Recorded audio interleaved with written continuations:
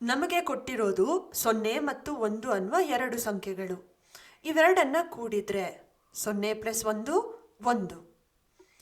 ಇದೇ ರೀತಿಯಲ್ಲಿ ಒಂದು ಶ್ರೇಣಿಯನ್ನು ಸೃಷ್ಟಿಸೋಣ. ಈ ಶ್ರೇಣಿಯಲ್ಲಿ ಮುಂದಿನ ಸಂಖ್ಯೆಯನ್ನು ಪಡೆಯೋದಕ್ಕೆ ಒಂದು ಸರಳ ನಿಯಮವನ್ನು ಪಾಲಿಸಬೇಕು. ಆ ನಿಯಮ ಏನಂದರೆ, ಮುಂದಿನ ಸಂಖ್ಯೆಯನ್ನು ಪಡೆಯೋದಕ್ಕೆ ಕಡೆಯ ಎರಡು ಸಂಖ್ಯೆಗಳನ್ನು ಕೂಡೋಣ. ಇದರಲ್ಲಿ ಮುಂದಿನ ಸಂಖ್ಯೆಯನ್ನು ಪಡೆಯೋದಕ್ಕೆ ನಾವೇನು ಮಾಡಬೇಕು? 1 ಪ್ಲಸ್ 1 ಮಾಡಿದರೆ 2 ಅಂತ ಸಿಕ್ಕತ್ತೆ. 2 ಈ ಶ್ರೇಣಿಯ ಮುಂದಿನ ಸಂಖ್ಯೆ. ವಿಡಿಯೋನ ಪಾಸ್ ಮಾಡಿ ಮುಂದಿನ 5 ಸಂಖ್ಯೆಗಳನ್ನು ಪಡೆಯೋದಕ್ಕೆ ಪ್ರಯತ್ನ ಮಾಡಿ. ಓಕೆ, ಶ್ರೇಣಿಯ ಮುಂದಿನ ಸಂಖ್ಯೆ ಬಂದು 2 ಪ್ಲಸ್ 1 3. ನಂತರ 2 ಪ್ಲಸ್ 3 5. 3 ಪ್ಲಸ್ 5 8. 5 ಪ್ಲಸ್ 8 13. 8 ಪ್ಲಸ್ 13 21. ಇದೇ ರೀತಿ ನಾವು ಮುಂದುವರಿಸ್ತಾ ಹೋಗ್ಬೋದು. ಆಗ ಈ ಶ್ರೇಣಿಯಲ್ಲಿ ಇನ್ನೂ ಹಲವಾರು ಸಂಖ್ಯೆಗಳನ್ನು ಪಡೆದುಕೊಳ್ಬೋದು. ಇದು ತುಂಬ ಪ್ರಸಿದ್ಧವಾಗಿರುವ ಶ್ರೇಣಿ. ಇದನ್ನು ಫಿಬೋನಾಚಿ ಶ್ರೇಣಿ ಅಂತ ಕರೀತೇವೆ. ಇದಕ್ಕೆ ಇಟಾಲಿಯನ್ ಗಣಿತಜ್ಞ ಲಿಯೋನಾರ್ಡೋ ಬೊನಾಚಿ ಅವರ ಹೆಸರನ್ನು ಇಡಲಾಗಿದೆ. ಈ ಶ್ರೇಣಿ ಇಷ್ಟೊಂದು ಪ್ರಚಲಿತವಾಗಿರೋದಕ್ಕೆ ಒಂದು ಮುಖ್ಯ ಕಾರಣ ಇದೆ. ಅದೇನು ಗೊತ್ತಾ? ಈ ಶ್ರೇಣಿಯನ್ನು ನಾವು ಪ್ರಕೃತಿಯಲ್ಲಿ ಸಾಮಾನ್ಯವಾಗಿ ಕಾಣ್ಬೋದು. ಈಗ ಇದನ್ನು ದೃಶ್ಯೀಕರಿಸಲಿಕ್ಕೆ ಪ್ರಯತ್ನ ಮಾಡೋಣ.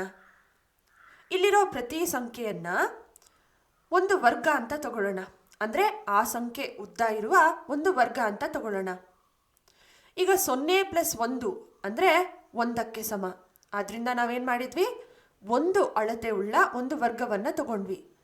ನಂತರ 1ಅನ್ನು ಸೇರಿಸ್ತಾ ಇದ್ದೇವೆ. ಅಂದರೆ ಮತ್ತೊಂದು ವರ್ಗವನ್ನು ತಗೊಳ್ಳೋಣ, ಅದರ ಉದ್ದ ಕೂಡ ಒಂದೇ ಆಗಿರಲಿ. ನಂತರ 2ಅನ್ನು ಸೇರಿಸಬೇಕು. ಅಂದರೆ ಉದ್ದ 2 ಇರುವ ಮತ್ತೊಂದು ವರ್ಗವನ್ನು ಸೇರಿಸಬೇಕು.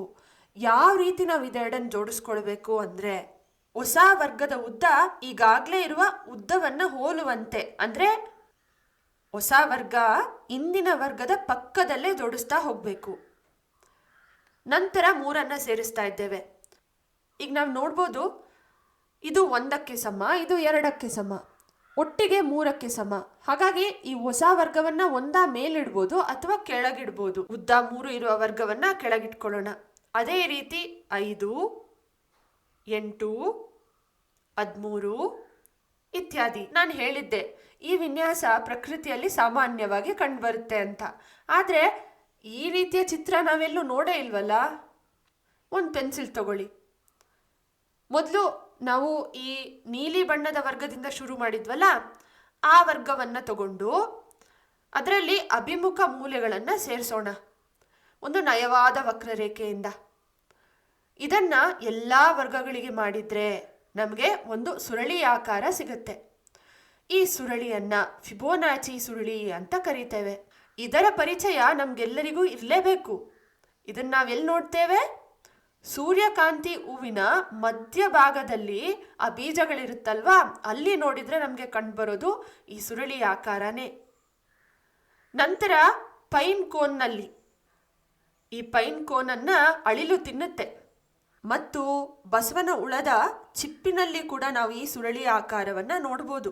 ಇವೆಲ್ಲವೂ ಫಿಬೋನಾಚಿ ಸುರುಳಿಯ ಉದಾಹರಣೆಗಳು. ಗಮನಿಸಿ ಹೇಗೆ ಸಂಖ್ಯಾಶ್ರೇಣಿಗಳು ಜೈಮಿತಿಗೆ ಹೋಲ್ತಾ ಇದೆ ಅಲ್ವಾ? ಇದೇ ರೀತಿ ವಿಸ್ಮಯ ಹುಟ್ಟಿಸುವಂಥ ಮತ್ತೊಂದು ಸಂಖ್ಯಾಶ್ರೇಣಿಯನ್ನು ನೋಡೋಣ. ಷಡ್ಭುಜ ಸಂಖ್ಯೆಗಳ ಶ್ರೇಣಿ. ಷಡ್ಭುಜ ಸಂಖ್ಯೆಗಳು ಹೆಸರೇ ಹೇಳೋ ಹಾಗೆ ನಾವು ಷಡ್ಭುಜಗಳನ್ನು ರೂಪಿಸಲಿಕ್ಕೆ ಪ್ರಯತ್ನ ಮಾಡ್ತೇವೆ. ಮೊದಲಿಗೆ ಒಂದು ಚುಕ್ಕೆಯಿಂದ ಪ್ರಾರಂಭಿಸೋಣ. ನಂತರ ಷಡ್ಭುಜ ಆಕಾರ ಪಡೆಯೋದಕ್ಕೆ ನಾವು 6 ಚುಕ್ಕೆಗಳನ್ನು ಬಳಸಬೇಕಾಗತ್ತೆ. ಅಂದರೆ ಒಟ್ಟಿಗೆ ಇಲ್ಲಿ ಎಷ್ಟು ಚುಕ್ಕೆಗಳಾದವು? 7 ಚುಕ್ಕೆಗಳಾದವು. ಎರಡನೇ ಹಂತದಲ್ಲಿ ಕೂಡ ನಾವು ಮತ್ತೊಂದು ಷಡ್ಭುಜದ ಆಕಾರ ಪಡೆಯೋದಕ್ಕೆ 12 ಚುಕ್ಕೆಗಳನ್ನು ಬಳಸ್ತೇವೆ. ಅಂದರೆ ಒಟ್ಟಿಗೆ 19 ಚುಕ್ಕೆಗಳಾದವು. ಮೂರನೇ ಹಂತದಲ್ಲಿ 18 ಚುಕ್ಕೆಗಳು ಬೇಕಾಗುತ್ತೆ. ಒಟ್ಟಿಗೆ 37 ಚುಕ್ಕೆಗಳಾದವು.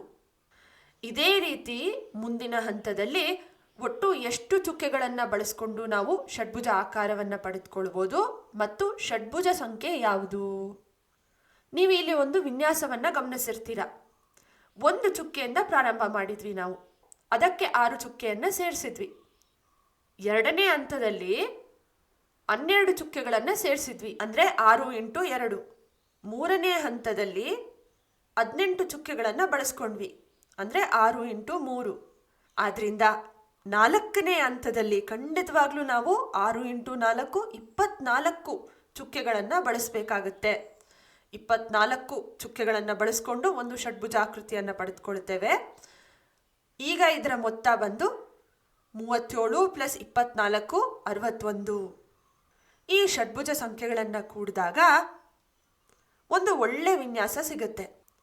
1 + 7 8, 1 + 7 + 19 27. ಅದೇ ರೀತಿ 1 ರಿಂದ 37ರವರೆಗೆ ಕೂಡಿದಾಗ 64 ಸಿಕ್ಕುತ್ತೆ. ಗಮನಿಸಿ, 8, 27, 64 ಇವುಗಳು ಘನ ಸಂಖ್ಯೆಗಳಲ್ವಾ? ಅಂದರೆ ಈ ಮೊತ್ತ ಘನಶ್ರೇಣಿಗೆ ಸೇರಿವೆ. ಷಡ್ಭುಜಗಳು ಮತ್ತು ಘನಗಳ ನಡುವೆ ಸಂಬಂಧ ಇದೆ ಅನ್ನೋ ವಿಷಯನೇ ಅಚ್ಚರಿಯನ್ನು ಉಂಟು ಮಾಡುತ್ತೆ.